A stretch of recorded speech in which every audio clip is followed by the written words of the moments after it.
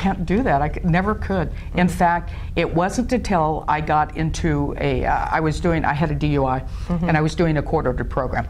And there were some gang members in there, and I saw them as, I was kind of naive and what do I want to say, isolated kind of thing.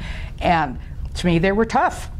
And one of those guys started talking and crying. And I'm over here going, well, if that toughie can do it, why can't I do it? Because we'd always been taught that, well, if you have something to cry about, I'll give you something to cry about, type of thing. So we were taught not to talk, to keep it in. And it was really hard to reach out and get help, to allow somebody the opportunity to see my ugliness, is how I felt at the time. And always afraid that somebody was going to say, yeah, you are ugly. And it was really hard, but I found that once I made the decision to take that step towards healing, to take that step towards sharing, towards letting people see, it got easier. And it got easier, and now I just laugh. What do you want to know? If I've done it, let me tell you what it was like. But what it did was it made me a better minister and a better marriage family therapist, because I've been when you're there. I'm authentic. I've been there. I didn't just read it in a book and say, this is what they said to do, and this is how the theory's supposed to work.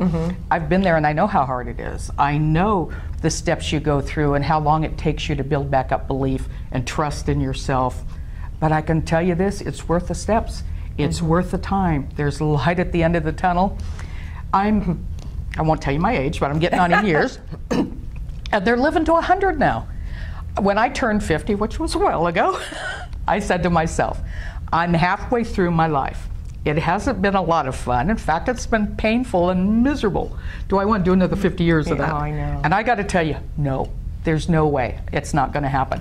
So reach out. Talk to somebody. That's the first step to you recognize the blockage, but then the step to doing something about it. And you don't have to go see a person. I mean, you can get on classes, you can get on the internet. They've got, Facebook. People are talking about this stuff.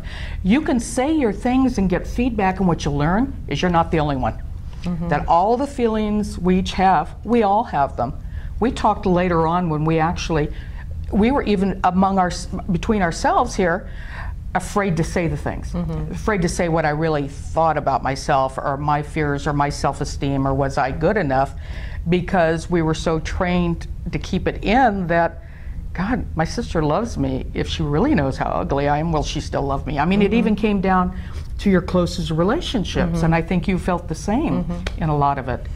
I know there were a couple times where we went to tears, but we have to get those things out. They separate. It's a block. It's an energy block that separates. And how can I hug her and relax into the hug and feel it if I think she might be judging me, or if I think she might be resenting something still, or some hate? It keeps us from being family. It keeps us from being loved, from having these relationships. But we got to start with recognizing and being honest with ourselves that it is there. Right. And then teach ourselves to trust that it wasn't just all us.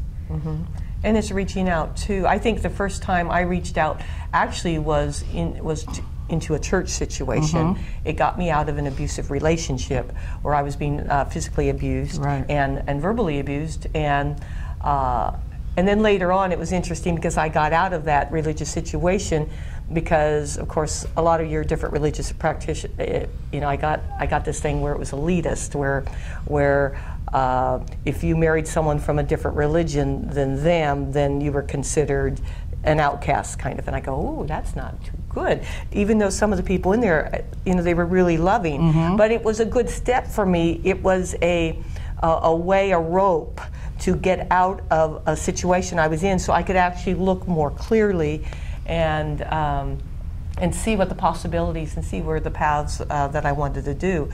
And it took years. It wasn't, you heal one part of it and then there's another. There's so many different facets to the self-love issue, to really finding the authentic you. It's finding that authentic voice, the voice of your authentic self, and being able to finally to speak, as opposed to always sitting back and observing and letting others speak, because everybody's voice is valuable and has something to say. Everybody came with gifts to give in service, and if you're not allowing yourself because of the blockages you have, emotional and energetic, then it's really a disservice to life, because you are here as a gift to others. And it keeps you from consciously a free will choice, consciously acting, because we're reacting to the blockages. Well, sometimes there'd be something coming up and I said, oh, I'd like to do that, but I had a fear of failure.